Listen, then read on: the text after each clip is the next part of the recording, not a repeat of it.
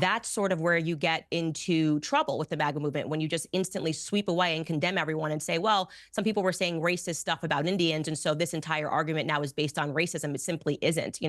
Vivek, I personally stumped for Vivek. So if you think that I'm going to be on board with people being racist for him, when I went on the ground with him all throughout Iowa when he was running for president, of course not. I'm also brown myself, but I understand that this has nothing to do with the merits of the arguments that are being presented here. And it is just a fact that the H-1B visa, the majority of the people that are coming into this country are not coming in with any extraordinary skills, are not coming in because they're a part of the 1%. It is being completely abused and jobs are being taken away from the American people.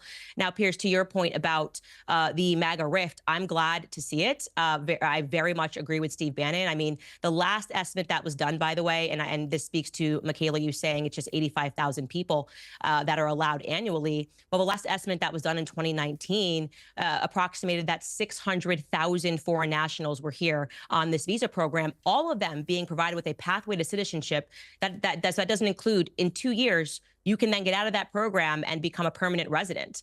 Okay, so that they're allowed to stay in this country from up to 6 years. They don't apply for permanent residency. Of course, we can assume that the majority of them do. And they're allowed to stay up to 10 years if they go to work for the Department of Defense.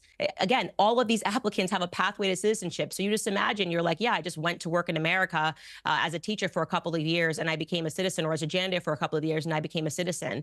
It's not okay. And I want to be clear, all across the board, it's not just the H-1B. There's a ton of visa programs that are being routinely abused. And like I said, I have faith in the American people. I think that the American people can fulfill those positions. I know they can fulfill those positions. And so I am not on the side of Elon Musk and Trump in this debate. And I think that, Elon Musk has been at Mar-a-Lago for a bit too long and thinks that that is the sample of what MAGA is, and it simply isn't.